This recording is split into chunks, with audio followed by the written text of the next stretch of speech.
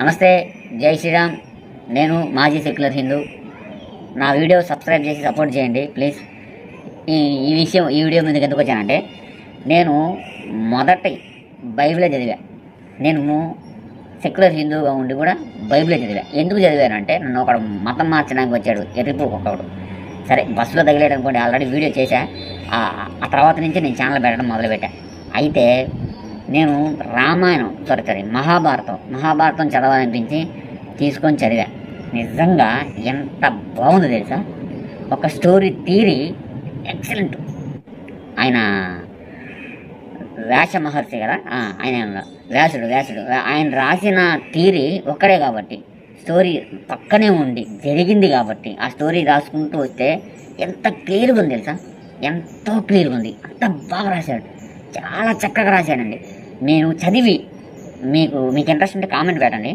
నేను మహాభారతం చదివి ఈ వీడియోలు పెడతా.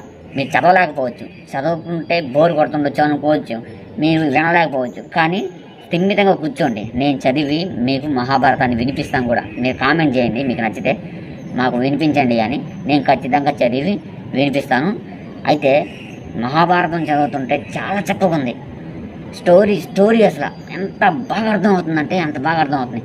ఫస్ట్ నుంచి అండి, ఒక మాట చెప్పాలంటే, పిల్లలు అప్పుడే బిడ్డ కానించి ఎదుగుతూ మరణించేంతవరకు, అంటే వయసు అయిపోయి మరణించేంతవరకు ఎలా అయితే ఒక థియరీలో ఉంటుందో ఆ థియరీలో ఉందన్నమాట. ఒక మాట చెప్పాలంటే చాలా చక్కగా ఉంది.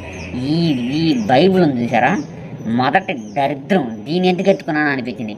ఎత్తుకోవడం కూడా కారణమే. ఎవడో నన్ను మతం మార్చేదనుకుని ఏదో గొప్ప ఉందని చూపించి చదివాను అనమాట. అంత సీన్ లేదండి నిజానికి. ఇది పెద్ద ఫ్రాడ్. సృష్టించిన తర్వాత వెలుగు పలకంగానే వెలుగు కలిగింది అన్నాడు. ఇది ఎలాగ కలిగిందో నాకు డౌట్ వచ్చింది. సరే, ముందుకు పోయి చదవగానే 1, 2, 3 రోజులు గడిచాయని చెప్పాడు. 4వ రోజు సూర్యుడిని పగటికి, చంద్రుడిని రాత్రికి నక్షత్రాలు చేశానని చెప్పాడు. మరి ఉదయం ఫస్ట్ రోజు వెలుగు ఎలా వచ్చింది? 1, 2, 3 అంటూ ఎలా రోజులు గడిచాయి? పగలు రాత్రి మనకి తేడా కనిపిస్తే కదా రోజులు గడుస్తాయి. 1, 2, 3 రోజులు గడుస్తాయి. సూర్యుడు లేకుండా ఎలా వచ్చింది? 4వ రోజు సూర్యుడు సృష్టించారని చెప్పాడు.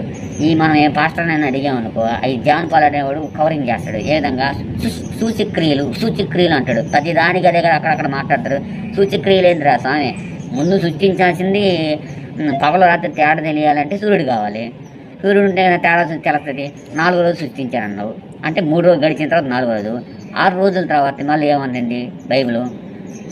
మానవుని సృష్టించడానికి స్త్రీని గాను పురుషుని గాను సృష్టించాను అని చెప్పాడు. తర్వాత మీకు ఈ పండ్లన్నీ ఇచ్చానని చెప్పాను అని, అంటే పండ్లన్నీ తినమని కూడా చెప్పాను అని చెప్పేసి ఉంటాడు. తర్వాత 7వ రోజు విశ్రమించానని చెప్తాడు. అప్పుడు 7 రోజులకి పూర్తిగా మనిషిని, అంటే సృష్టిని మొత్తం సృష్టించేసానని చెప్పాడు. సరే, 8 రోజులు అనేది రాయిలా, 8 రోజులు లేదు, కానీ పక్కా రోజు నుంచి లెక్కేసుకోవాలి. ఇంకా అక్కడి నుంచి మానవుని మళ్ళీ సృష్టించానని చెప్తాడు. సరే, బాగుంది. మనం ఒక ప్రశ్న వేస్తాం ఇక్కడ, ఏమని?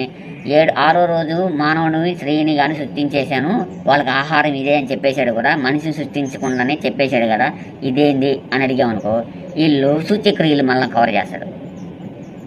ఇక్కడ కదా 7 రోజులు పూర్తి అయిపోయిన తర్వాత అవ్వాదం సృష్టించాడు.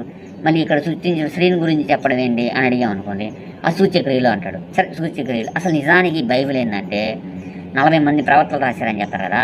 వీళ్ళు ఒక్కొక్కడు ఒక్కొక్క రాసుకుంటూ వస్తాడనమాట.